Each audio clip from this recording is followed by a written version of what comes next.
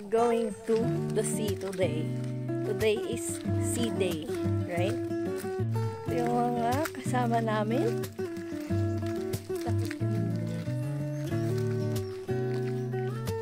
OFW.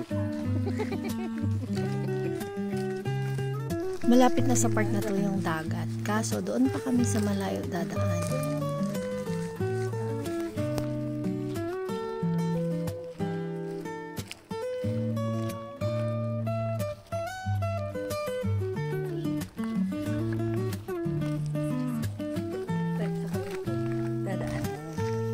Na doon. Kumuha muna ako ng video for reels. Kaso inaantay na pala kami ng mga kasama namin sa part na to. Nagulat sila, baka nawawala na daw kami kasi ang tagal namin.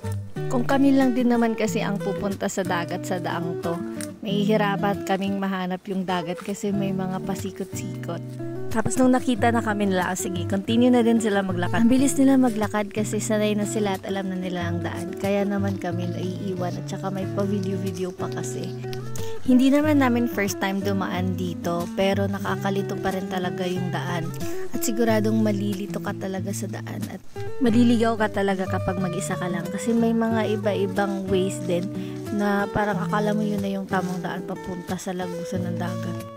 Mga around 10 AM or past 10 AM na to nung naglakad kami papuntang dagat, pero hindi masyadong mainit at saka ang sarap lang sa pakiramdam na you are one in nature. Ang challenging lang dito kasi paakyat na to, tapos hindi lang siya basta paakyat, talagang matarik yung pag-akyat niya. Tapos after mo ng akyat, syempre pababa naman papuntang dagat. So, nasa highlands kasi yung part ng mga bahay-bahay dito. Tapos, pababa, nandun na yung dagat. Hinahanda ko na yung aking mga tuhod at aking mga binti sa pagbaba. Dahil umulan nung mga nakaraang araw, medyo madulas at malumot yung mga bato. Kaya dahan-dahan at talagang mag-iingat ka sa pagbaba at iingatan mong hindi mo maapakan yung mga madudulas na bato. Pero syempre yung mga kasama namin parang nasa patag lang naglalakad.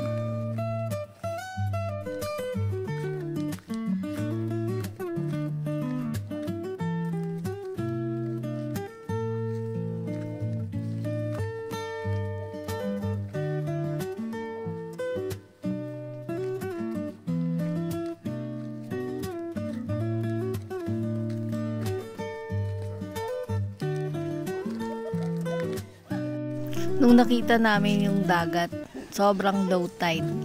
Kaya pupunta pa kami sa unahan.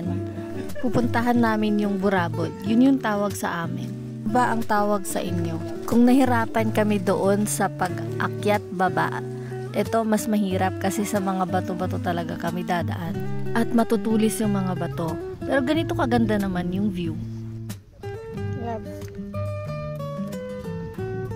Malayo-layo na nga ang aming narating. Sabi nga ng mga kasama namin, mga pangatlong barangay na ata to galing dun sa amin eh.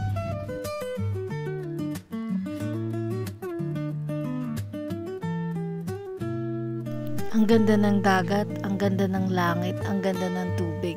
Tapos kami namumulot kami ng mga shell. Nakita kami ditong Burabod din, kaso hindi malalim yung tubig kasi nga low tide. Pero ang lamig ng tubig. Dito nagtatagpo yung tubig dagat at ang tubig tabang.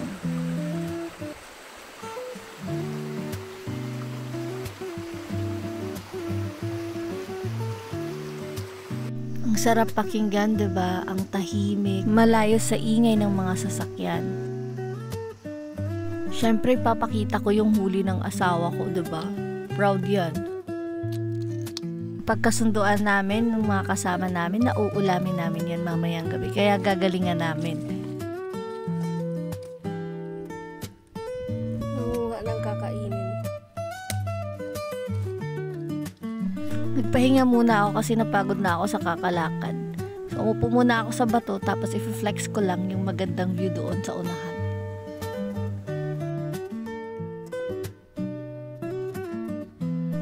Patuloy pa rin kaming naghahanap ng mga shell na pwedeng makain namin. Mas madali kasi manghuli ng shell na pwedeng kainin kapag mas mataas yung tubig. Ito talagang hahanapin mo sila sa ilalim ng mga bato. Minsan di mo agad sila makikita kasi halos magkaparehas lang sila ng kulay ng mga bato. Hello family. Nahuli kami ng tarupog. Magkamukha lang Ilaw sila siya. ng tarukog pero Arakaak. arakaak talaga ang tawag dyan. Mas malambot siya at isasawsaw mo lang siya sa suka. Pwede na siyang kainin. Pero syempre lilinisan mo din. Ayan, syempre papatalo ba ako? Makakahanap din ako ng mga arakaak na idadagdag sa kakainin namin mamaya. Bumalik na kami sa may burabod na area at naghintay kami sa isa naming kasama kasi ang dami niyang nahuhuli, ang dami niyang nahanap compare sa mga nakukuha namin na maliliit lang.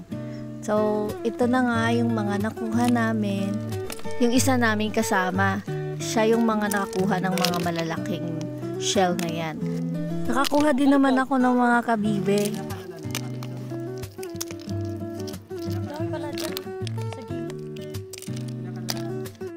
Ayan, pabalik na kami at pupunta na kami sa Burabod para mag-swimming.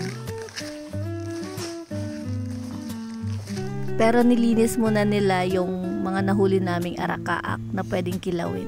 Ang ginawa pala nila dito, tinusok nila dun sa may ng nyog, yung dahon, yung gitna, yung matigas. Tapos, kinumpile ng ganyan, pinagsama-sama. And then, kinuskus sa bato na matutulis para matanggal yung mga laman loob at saka yung mga shells nasa paligid, yung nasa labas. Tapos, pag malinis na yan, liliit na lang siya. So, unti na lang talaga yung matitira sa kanya na pwedeng kainin. And then, pag malinis na, hugasan lang, isasawsaw sa suka. Tapos, ang sarap niyan. Sobrang manamis-namis.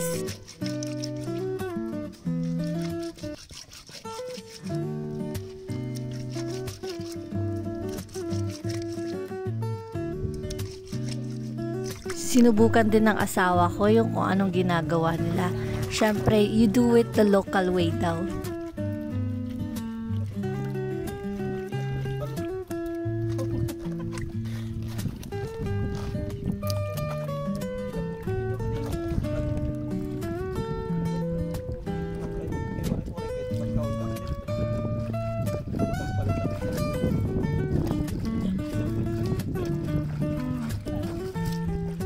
Nahihirapan lang siya nung una pero ginalingan niya naman. Syempre magpapakitang gila siya sa asawa niya na ang dami niyang kayang gawin, 'di ba?